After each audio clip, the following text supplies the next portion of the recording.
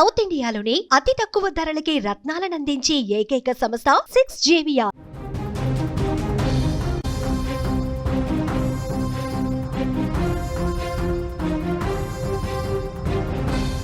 BRS లో తనపై కుట్రలు జరిగాయని, రాబోయే రోజుల్లో కేసీఆర్ కేటీఆర్లపై కూడా కుట్రలు జరుగుతాయని కవిత సంచలన వ్యాఖ్యలు చేశారు.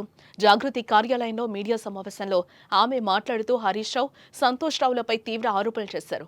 వీరిద్దరూ బీఆర్ఎస్ పార్టీని జలగల్లా పట్టిపీడిస్తున్నారని కూడా మండిపడ్డారు. ఆమె సిరిసిల్లలో కేటీఆర్ను ఓడించేందుకు ప్రత్యర్థులకు హరీష్ 60 లక్షలు పంచారని కూడా ఆమె ఆరోపించారు. ఈ విషయం తనకు తెలుసని కూడా చెప్పారు. కాంగ్రెస్ బీజేపీలతో హరీష్, సంతోష్ అంటగాగుతున్నారని దుయ్యబట్టారు. ఆమె సంతోష్ రావు బాధితులు చాలా మంది తనకు ఫోన్లు చేస్తూ వారి బాధలను చెప్పుకుంటున్నారని తెలిపారు. బీఆర్ఎస్ ఉంటే ఎంత, లేకపోతే ఎంత అని తాను ఎప్పుడూ అనలేదని కవిత అంటున్నారు. కేసీఆర్ లేని బీఆర్ఎస్ ఉంటే ఎంత, లేకపోతే ఎంత అని మాత్రమే తాను అన్నానని కూడా ఆమె చెప్పుకొస్తున్నారు. కేసీఆర్ కూతురుగా పుట్టిన తాను ఆయనను, పార్టీని ఎందుకు ఇబ్బంది పెట్టాలనుకుంటారని కూడా ప్రశ్నించారు. ప్రాణం పోయినా కేసీఆర్ కు అన్యాయం జరగనివ్వనని కూడా చెప్పారు. తనకు అధికారం, పదవులు ముఖ్యం కాదని, అధికారంలో ఉన్నా లేకపోయినా ఒకే మాదిరి ఉంటానని అన్నారు. ఇక హరీష్ రావు ట్రబుల్ షూటర్ కాదని, ట్రబుల్ మేకర్ అంటూ కూడా ధ్వజమెత్తారు కవిత. ఇక బీఆర్ఎస్ ను హస్తగతం చేసుకునే కుట్రలు జరుగుతున్నాయని గమనించాలంటూ కూడా తండ్రికి కవిత విజ్ఞప్తి చేశారు.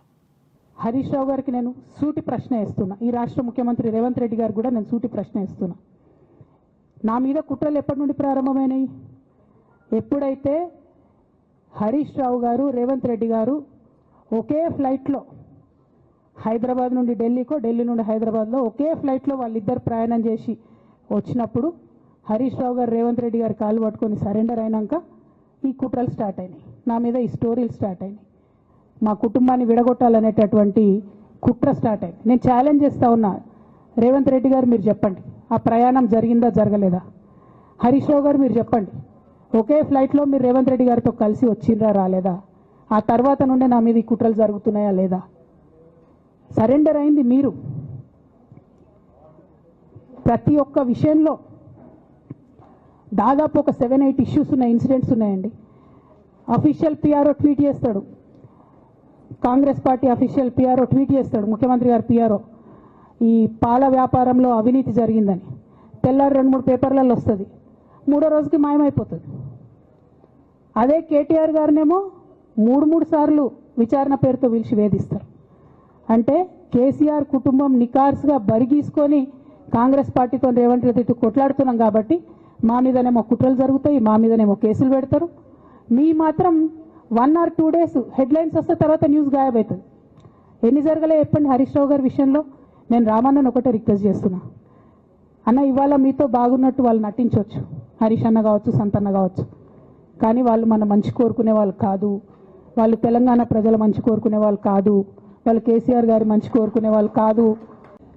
ఈయన ధనదాహం ఎట్లాంటిదంటే సంతోష్ రావు గారిది, రామన్న కాన్స్టిట్యున్సీ, కేటీఆర్ అన్న కాన్స్టిట్యున్సీ నేరెళ్లలో ఇసుకలారి గుద్ది ఒక దళిత బిడ్డ చనిపోతాడు. సరే, దాని మీద పాపం అక్కడ ఆ రోజు అందరు యాజిటేషన్ చేస్తే ఈయన సంతాన అడ్వాంటేజ్ ఏంది, ఇక్కడ కూర్చుంటాడు సార్ దగ్గర, సీఎంఓలకి వెళ్ళి ఫోన్ చేసి అక్కడ ఉన్న పోలీసు వాళ్ళందరినీ ఒత్తిడి పెట్టి 7 దళిత బిడ్డల్ని కొట్టినరండి. 3-4 సార్లు 3rd degree వేస్తే ఇలా 7 కుటుంబాలు కూడా వాళ్ళు ఎందుకు కూడా ఏ పని చేసుకోలేనటువంటి పరిస్థితులలో ఆ దళిత బిడ్డలు ఉన్నారు.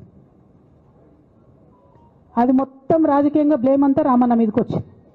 ధనదాహమేమో సంతన్నది, నేరం చేసిందేమో సంతన్న, వీడికెళ్ళి ఫోన్లు చేసి ఒత్తిడి చేసి కొట్టిపించిందేమో సంతన్న, చెడ్డ పేరేమో రామన్నకు వస్తుంది.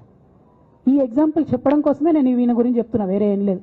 ఇక సరే టానిక్, వీనిక్, ఈ వీటిలో వచ్చిన కేసులు ఏమవుతాయి? రేవంత్ రెడ్డి గారు ఆర్భాటంగా ఒక అనౌన్స్మెంట్ చేస్తారు. నేను ఇంతకుముందు చెప్పిన కదా, మ్యాచ్ ఫిక్సింగ్ ఎట్లుంటుందంటే 1 day న్యూస్ అవుతుంది, టానిక్లో ఈయన మీద కేసు పెట్టిరని, 3వ రోజు పోలీసు వాళ్ళు ఎఫ్ఐఆర్ కొట్టేసారు. అది మీరు ఇంకా కనుక్కోండి. కాజ్ చేసేసారు, కేసు మూసేసారు. ఏం అండర్స్టాండింగ్ ఉంది, ఎందుకు మూసేసారు? ఇక ఈయనకి 2-3 మనుషులు ఉంటారు సంతనకి. ఆయన పోచంపల్లి శ్రీనివాస్ రెడ్డి అని ఎమ్మెల్యే. ఇది నాకు విషయం ఎవరు చెప్పారు అంటే మన పల్లరాజేశ్వరరెడ్డి అన్ననే చెప్పిండు. మీకు ఏమైనా డౌట్లు ఉంటే ఆయన అడగొచ్చు. ఈ పోచంపల్లి శ్రీనివాస్ రెడ్డి అనేట ఆయన వరికోల్ అనే ఊరు, సామాన్య కుటుంబం, మధ్యతరగతి కుటుంబం. ఇవాళ అక్కడ ఆయన శ్రీమంతుడు అని పిలుస్తారు పోచంపల్లి శ్రీనివాస్ రెడ్డి గారిని. ఇక్కడ నాకు పల్లరాజేశ్వర రెడ్డి గారు చెప్పిన సమాచారం ప్రకారం మోకిల్లాలో mega Srinivas Reddy, mega company ఉంది కదా, ఈ కాళేశ్వరంలో అవినీతి చేసిన mega company plus Pochampalli Srinivas Reddy garu కలిసి 750 కోట్ల విల్లా ప్రాజెక్ట్ చేస్తున్నారు మోకిల్లాల.